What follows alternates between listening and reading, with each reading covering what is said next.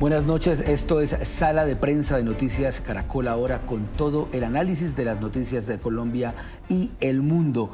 El fin de semana fue un fin de semana bastante agitado por cuenta de la propuesta del presidente Gustavo Petro de convocar a una Asamblea Nacional Constituyente si no se aprueban sus reformas. Eso lo dijo durante un discurso en La Minga que se llevaba a cabo en Cali. Pues hoy el país político y jurídico sigue generando conversación en torno a este tema, generando debate, opinión alrededor de esta propuesta que ha lanzado el presidente Gustavo Petro. Esta fue la frase, o apartes de lo que fue ese discurso: Colombia no se tiene que arrodillar, el triunfo popular del 2022 se respeta y la Asamblea Nacional Constituyente debe transformar las instituciones para que le obedezcan al pueblo su mandato. Pues bien, el presidente Gustavo Petro hoy, durante una entrevista que le concedió al diario El Tiempo y también a través de su cuenta en X, ha hecho varias precisiones o ha hablado de los alcances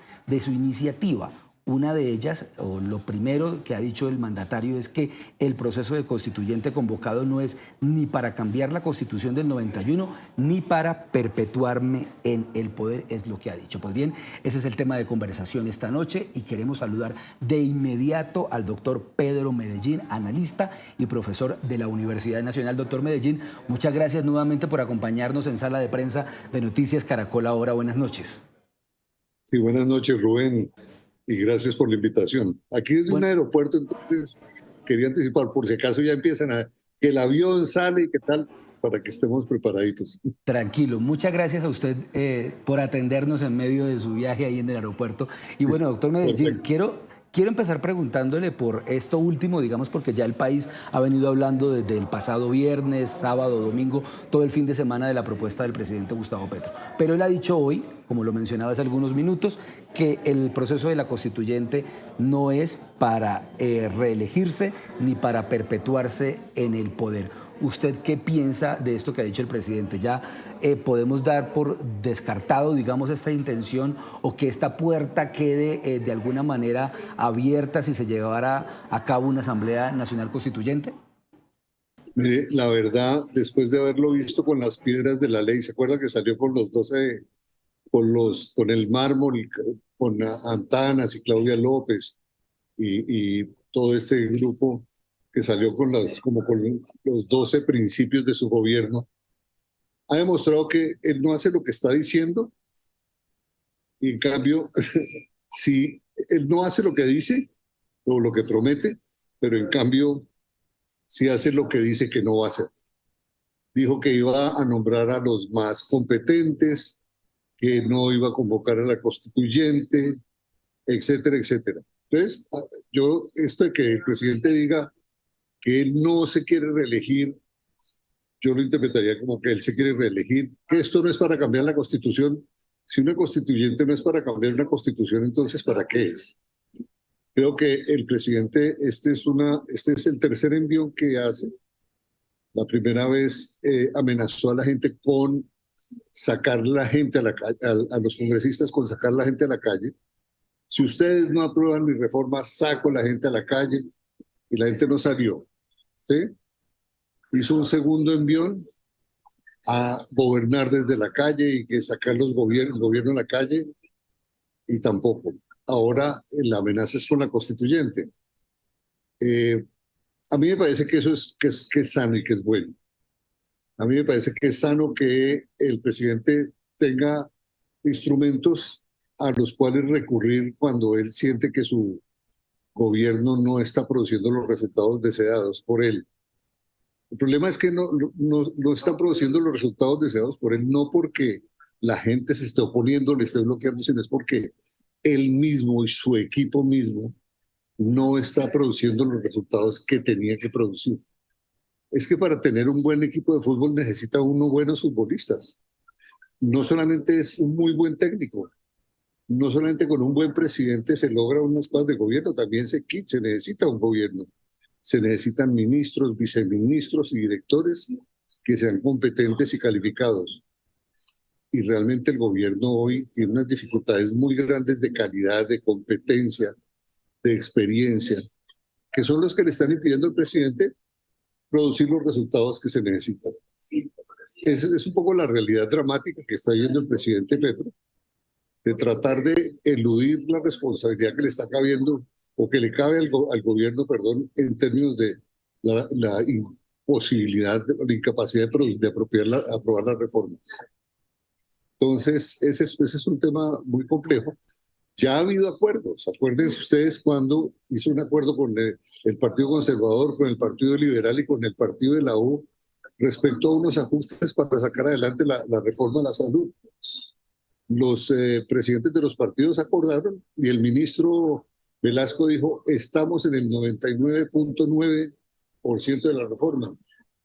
Cuando los presidentes de los partidos y los congresistas de los partidos que habían suscrito el acuerdo se dan cuenta que de los acuerdos a los que se llegó no había una sola coma en el texto nuevo, pues la gente se echó para atrás. Y cuando uno hace un acuerdo es para hacer los cambios y para incorporar las cosas, y el presidente no lo ha hecho. Y no puede esperar que la gente le diga que sí, cuando él ha acordado otras cosas distintas a las que planteó en ese acuerdo, llega y plantea y dice, ok, corregimos esto, esto y esto, y después la gente no lo encuentra, pues no lo apoya. Y así es muy sencillo. Listo, doctor Medellín, vinculamos en esta conversación al doctor Juan Carlos Flores, también analista político, para hablar de este tema del que hemos, como lo mencionábamos anteriormente, que hemos venido debatiendo, escuchando diversas opiniones durante el fin de semana desde que el presidente Gustavo Petro lanzó la propuesta de la Asamblea Nacional Constituyente. Doctor Juan Carlos Flores, buenas noches y gracias por estar con nosotros también aquí en Sala de Prensa, y queríamos preguntarle lo mismo. Hoy el presidente Gustavo Petro, al explicar los alcances de su propuesta, ha dicho que él no busca reelegirse con esta propuesta de la Constituyente ni quiere perpetuarse en el poder. ¿Usted qué piensa? Rubén, buenas noches, gracias por la invitación y saludo a Pedro. Hay un estilo para tal vez fue en Inglaterra que se dijo por primera vez que el estilo era el hombre. El presidente Petro ya hace muchos años descifró su estilo ante la gran mayoría de los colombianos. Y un elemento esencial de ese estilo de trabajar él es el de continuamente lanzar globos que ponen al conjunto de las personas interesadas en política a proponer, a controvertirlo, a debatir sus ideas, pero en el fondo hay otro objetivo. Eso mismo estamos viviendo en las actuales circunstancias con esta propuesta. El presidente no tiene hoy la capacidad de convocar por sí mismo una asamblea constituyente. El presidente Petro no tiene hoy los votos suficientes para garantizar una mayoría en tal caso, en caso de que esto se votase y fuese elegido. Mire, ya ahí tenemos dos globos claramente, no tiene ninguna seguridad al respecto. La posibilidad más grande es que eso reflejase las realidades de los apoyos que existen hoy en el país. Eso significa que el gobierno del presidente Petro no tendría en esa asamblea las mayorías, que se repetiría algo parecido, más aglutinadas las fuerzas, pero algo parecido a lo que él vive hoy con el Congreso. Es decir, no poseer mayoría y no tener la manera, como por un palo mágico, de sacar adelante lo que él piensa, es decir, lo que él piensa a su manera. Entonces, lo que está ocurriendo ahora no es que él esté proponiendo una constituyente en el fondo, esa no es la realidad. Eso es como el tren desde Buenaventura hasta no sé dónde, como el tren de Leticia hasta no sé dónde, dos propuestas con las que él sedujo, encandiló a una parte del electorado y de las que no volvimos a saber nada más. Eso es igual que su propuesta de que él iba a traer aquí a Naciones Unidas para que le ayudasen a perseguir los grandes delitos de corrupción. De eso no pasó absolutamente nada. ¿Qué es entonces lo que hay tras esta propuesta? Hay que fijarse en los últimos nombramientos que él ha hecho. Ha sacado a todas aquellas personas que tenían alguna tradición de trabajar en el día a día en la gestión de gobierno. Gobernar es una de las tareas más ingratas que hay. No sentarse a echar globos, no echar espejismos, no echar labia, no. Gobernar, además, si se quiere hacer algo, porque eso implica un trabajo diario permanente, muy aburrido, muy harto. Para el presidente Petro, el presidente actual en varias ocasiones ha señalado que le aburre el palacio, que el palacio es frío. A él le gusta viajar, a él le gusta echar discursos. Son las dos cosas, ante todo la segunda, que le abrieron un lugar en la política colombiana. Entonces, para cerrar esta primera parte de la conversación con usted, Rubén, y con Pedro y con sus televidentes. Entonces, recapitulemos brevísimamente. Se lanza un globo. ¿Qué es entonces lo que está detrás de ese globo cuando no hay posibilidad de que ese globo se eleve? Lo que está detrás es lo que se evidencia con los nombramientos recientes. Sale la última gente que todavía quería hacer algo en el trabajo de día a día y se nombran activistas. ¿Para qué se nombran activistas? Para hacer lo que el presidente sabe hacer campaña, echar discursos, lanzar propuestas audaces, la gran mayoría de las cuales, por desgracia, para sus electores no se han realizado hasta el día de hoy. ¿Y eso qué objetivo tiene? Eso tiene el objetivo de intentar por lo menos salvar algo de lo que van a ser los 2 siguientes años de gobierno. Muy pocas ejecuciones, muy pocos logros, muy poco cumplir con las inmensas expectativas de cambio que tenía buena parte del electorado de Colombia, porque eso sí lo sentía el país y lo sigue sintiendo, que hay muchas cosas que hay que cambiar. Y luego, con esos activistas, tratar de salvar algo de los trastos que se va a llevar la gran decepción que al final surgirá con el gobierno del presidente Petro y tratar de mantener vivo su movimiento político. Si eso implica que él quiera la presidencia, probablemente la quiera, pero hoy no tiene con qué, no tiene ni los instrumentos, ni tiene los votos para cambiar la Constitución como se hace a través de una asamblea constituyente. Es decir, él pone a echar saliva a la gente mientras trata de salvar algo de lo que no pudo hacer y que le preserve de que la gente diga, no, finalmente Petro fue una gran decepción, no tuvo la capacidad de hacer los cambios y entonces quiere tener a quien echarle la culpa después de que se vaya de la presidencia para escribir sus memorias y decir, no me dejaron gobernar, que seguramente será el título de uno de los libros, entrevista que le haga.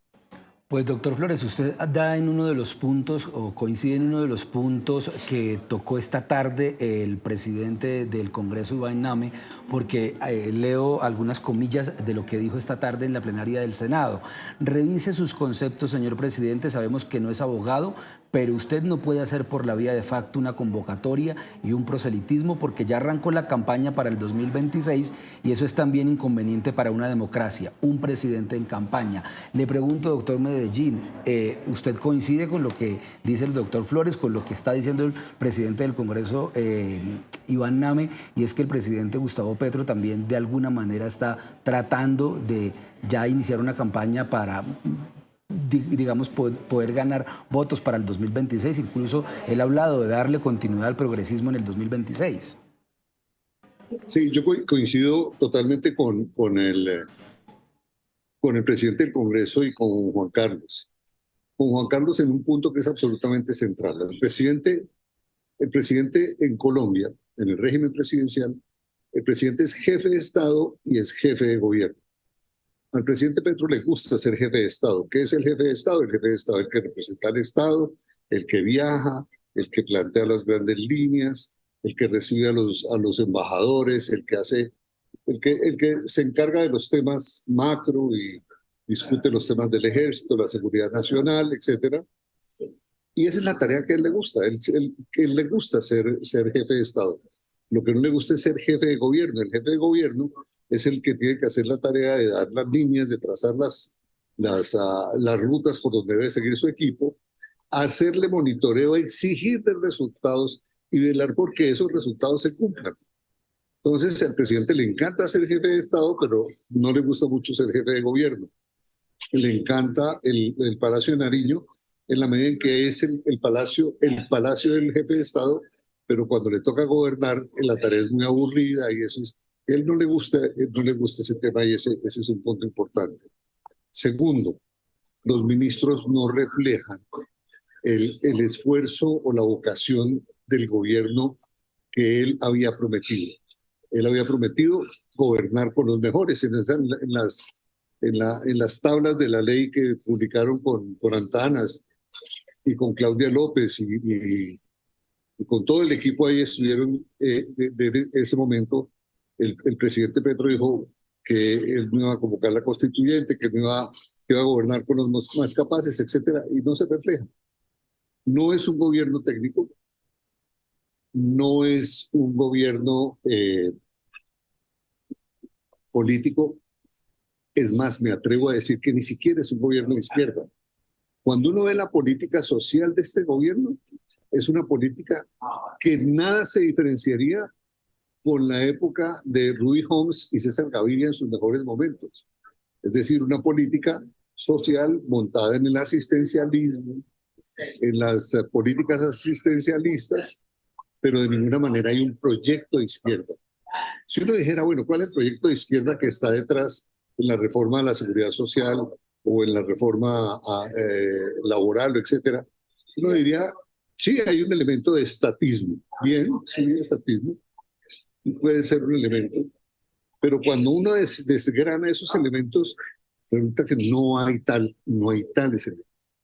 El Estado no juega un papel ni siquiera en la izquierda moderna, es el papel de esos viejos de intervencionismo de Estado que ni siquiera ya que ya es parte de la propia izquierda moderna, lo excluyó.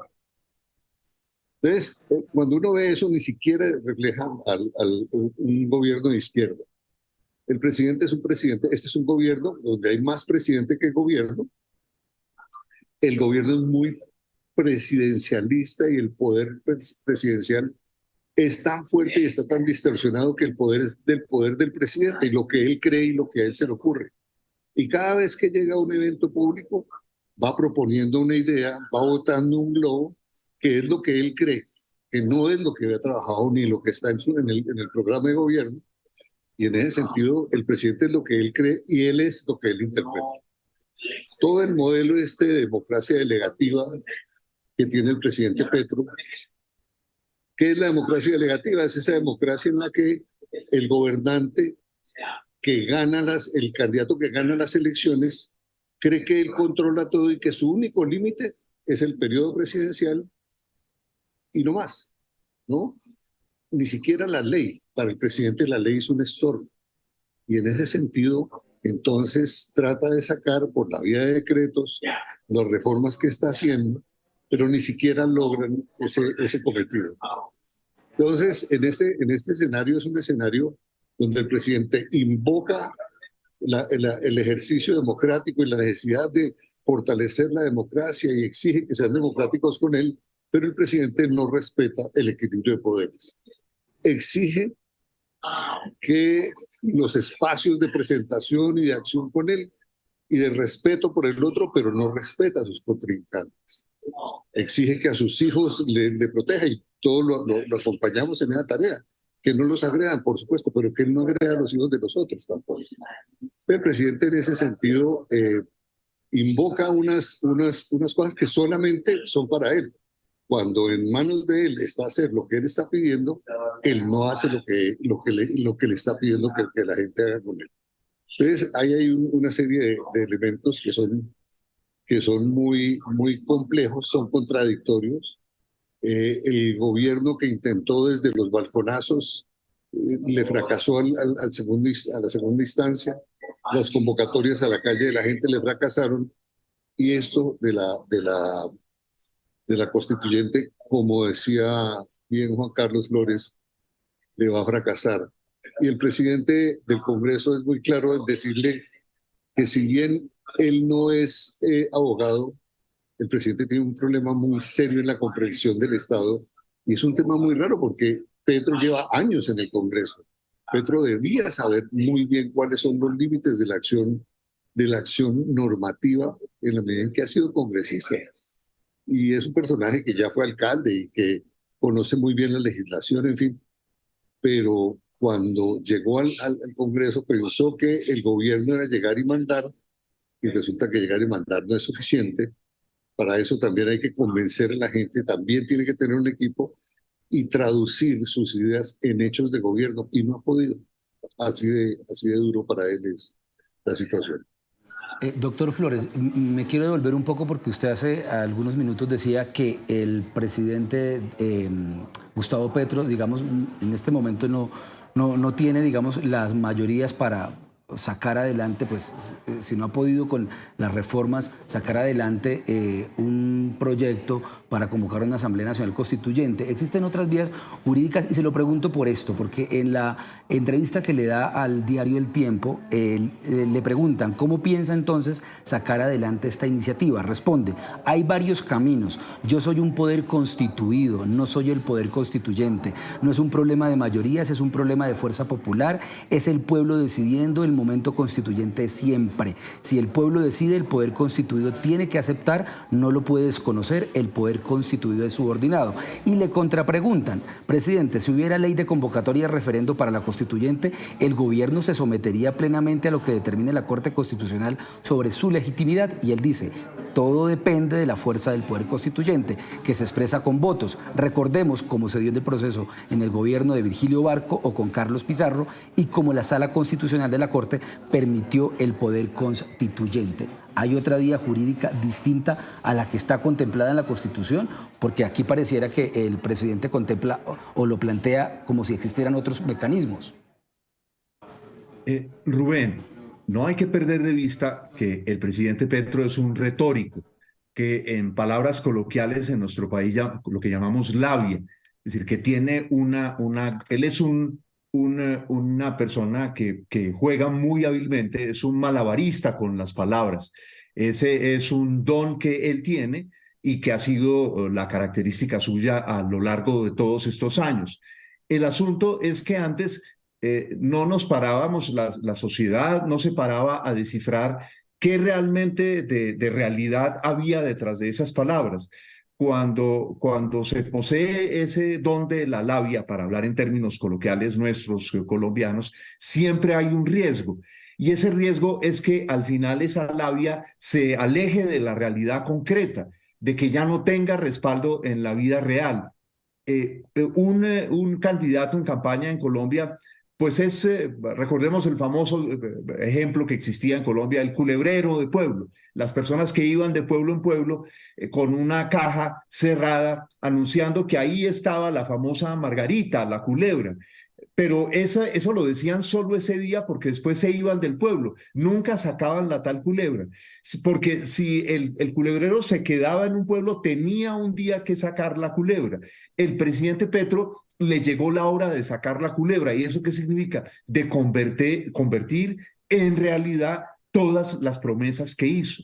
Si ustedes revisan, recién elegido el presidente, una de sus personas más cercanas, Rojas, quien hoy es tal vez embajador en Bruselas y había sido secretario de Integración Social del presidente cuando era alcalde de Bogotá, en la alcaldía de Bogotá, advirtió del riesgo inmenso al visitar el Cauca después de la elección presidencial, de las inmensas expectativas que se habían creado.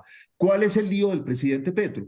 Que hizo tamañas promesas, pero su capacidad de hacer es tan débil porque finalmente el presidente tiene que plantearle unas tareas al ministro, pero tiene que revisarlas todos los días. Y lo que hemos sabido de todos los ministros que se van es que el presidente nunca se reúne con sus ministros. No le gusta hacer esa tarea rutinaria.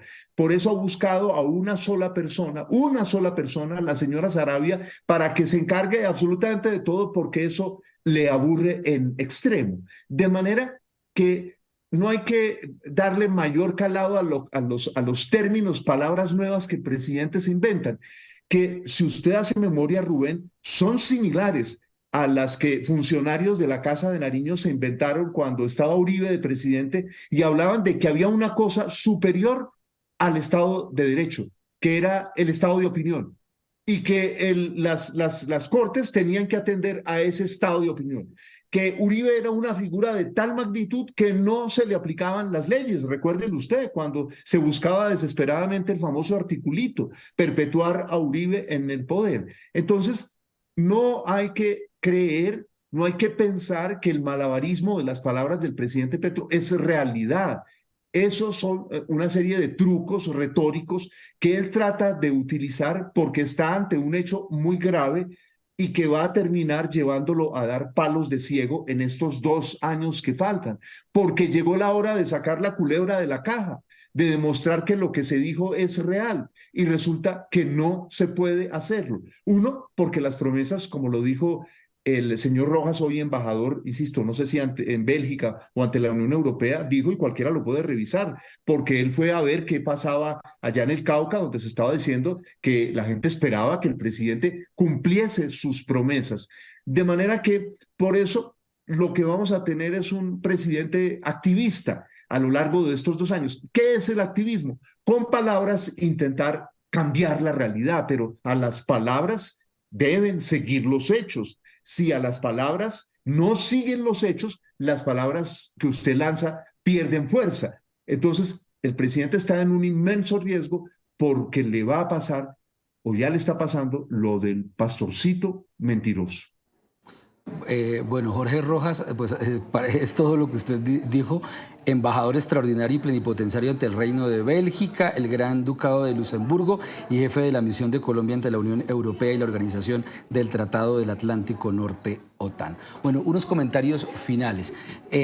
Con todo este panorama, con todo esto que hemos visto en estos días y seguramente se vienen días mucho más tensionantes, ya vimos la respuesta, aparte de alguna de la respuesta que daba el presidente del Congreso, Iván Name, que también exigía respeto y serenidad por parte del presidente Gustavo Petro hacia el legislativo. ¿Qué pueden esperar los colombianos para los próximos días? ¿Cuál es el llamado? Doctor Pedro Medellín, empiezo con usted. Mira, hay un tema que es importante. Los términos estos que está utilizando el presidente de poder constituyente y poder constituido tienen origen en unos textos de un profesor italiano llamado Antonio Negri. Antonio Negri que murió recientemente, era como el líder de la izquierda italiana y publicó un libro que se llama Poder Constituyente. En ese libro plantea la hipótesis de que la gran revolución, la gran transformación es la del desafío del poder constituyente, que es el poder de la gente en la calle, contra el poder constituido, que es el poder de las instituciones. Y que ese se combate el que tiene que marcar cuál debe ser el curso de la revolución, el curso de la gran transformación. El problema de esa revolución constituyente es que es el poder de la gente de la calle que no tiene límites en las normas. El problema serio es que para los que creen en el poder constituyente es que el poder de la gente está por encima del poder de las normas y de la organización social y no importa lo que sea, es la gente la que se expresa. Claro, el líder es el líder, el presidente Petro es el que interpreta qué es lo que quiere la gente, qué es lo que siente la gente. Nadie más puede hacerlo, es el líder. Entonces, en esa argumentación dirigista, donde es la fuerza de la gente en la calle, es lo que diga la gente, y es que a mí solamente me saca el pueblo, y es lo que el pueblo me exija. El pueblo que me exija es en esa prefiguración de la percepción de que quien interpreta al pueblo soy yo. Es la versión de lo que se llama populismo. Yo interpreto al pueblo, yo siento y yo sé qué es lo que dice el pueblo, lo que quiere el pueblo, que es lo del presidente. El riesgo de lo que vemos ahorita en adelante es que vamos a estar ante el curso de un populismo muy, muy fuerte y muy riesgoso, porque en ese populismo le van a prometer a la gente lo divino y lo humano, que es que ahora sí con el poder constituyente que somos, nosotros vamos a crear las reglas de juego y vamos a definir cuáles son los límites y nosotros somos los que definimos la ley y nosotros, el pueblo, somos los que definimos cuál es el curso de la felicidad que vamos a seguir. Y el lío es que eso no tiene límites, no tiene leyes, no tiene reguladores que establezcan el respeto por el otro. Si la fuerza de la masa decide que hay que entrar a un hospital y sacar al gerente porque lo consideran corrupto por cualquier cosa, no importa que el derecho le exija el debido proceso y que esta persona sea juzgado como tiene que ser, sino que tiene que ser la fuerza del pueblo la que decide, la que lo juzgue y la que lo condene, y sobre todo la que establezca la sanción. Entonces, el riesgo de lo que vamos a vivir próximamente es el riesgo de ese populismo amenazante, violento, ¿no? Acuérdense, el presidente ya se está reconociendo que él también hace parte de la primera línea, en donde esa fuerza de los jóvenes es una fuerza deliberante que se expresa, no en la violencia como lo hacen, ¿no? Sino que es una violencia que para ellos es legítima. Y con ese argumento del poder constituyente, que es el poder de la calle y que es el poder que no tiene límites, es que quiere derribar las instituciones que son las que ponen orden a las sociedades. Doctor Juan Carlos Flores, un comentario final. Rubén, antes de la campaña presidencial, quienes no estaban de acuerdo con Petro obraron como hámsters, porque cada vez que él lanzaba algo, empezaban a pedalear como el hámstercito en la jaula, dando y dando vueltas, pedaleando en el vacío. La oposición tiene una inmensa responsabilidad. Distinguir entre los globos que lanza el presidente todos los días, los espejismos que el presidente lanza, la labia y los hechos reales. ¿Y cuál es un hecho real aquí? En Colombia existe un periodo presidencial que dura 4 años. El 7 de agosto, va a ser 2 años, el señor Duque le entregó el poder al nuevo presidente electo, el señor Petro. Por la tradición, las normas colombianas, nuestra precaria democracia con inmensos problemas, carcomida por la corrupción, con una casta política voraz que no tiene ninguna responsabilidad ante la sociedad y que es una tarea de transformar eso, y Petro no fue capaz de hacer nada al respecto porque se alió con la casta política más voraz. Recordemos un personaje nefasto con el que él salió, Armando Benedetti, y que sigue protegiendo a pesar de todas las cosas horrendas, espantosas que Benedetti dijo que se habían hecho en la campaña presidencial, el clan Torres, decenas de miles de millones de pesos que según Benedetti habrían entrado por debajo de la mesa a esa campaña.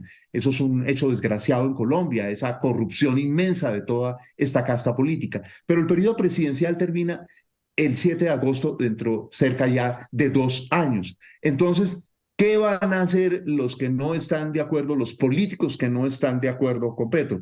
Escurrir el bulto, hacer como hámsteres o como un perrito desesperado a que su amo tire la pelota y una vez tira la pelota y correr detrás de eso, o plantearse el hecho de que hay un asunto fundamental y es hay que preservar esas normas de la vida pública y política colombiana.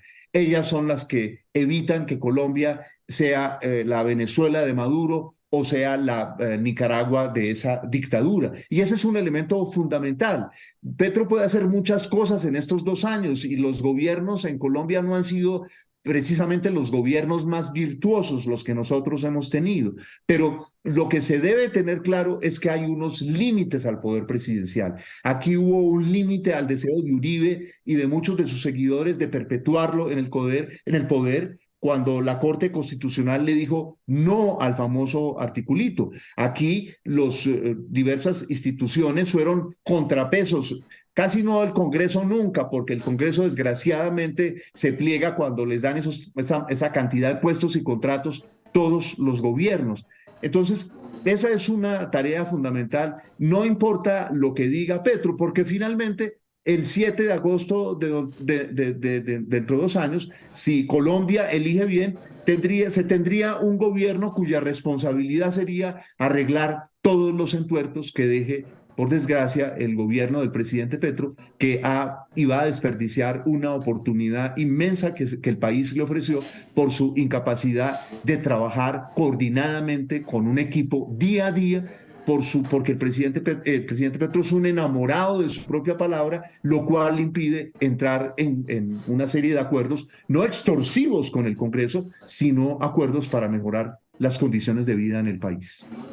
Pues doctor Juan Carlos Flores, doctor Pedro Medellín, nos han acompañado esta noche aquí en Sala de Prensa para analizar este tema que ha puesto sobre la mesa, del que está hablando, opinando, debatiendo el país, y es la Asamblea Nacional Constituyente de la que ha hablado, o la propuesta que ha lanzado el presidente Gustavo Petro. Doctor Juan Carlos Flores, gracias por estar con nosotros en Sala de Prensa. Rubén, gracias a usted y un saludo a Pedro. Doctor Pedro Medellín, igualmente a usted, muchas gracias por atendernos desde el aeropuerto, muchas gracias por estar con nosotros en Sala de Prensa esta noche. Muchas gracias, Rubén, y a Juan Carlos, un abrazo grande. Y a ustedes gracias por estar con nosotros. Los invitamos para que sigan con la programación de Noticias Caracol Ahora. Buenas noches.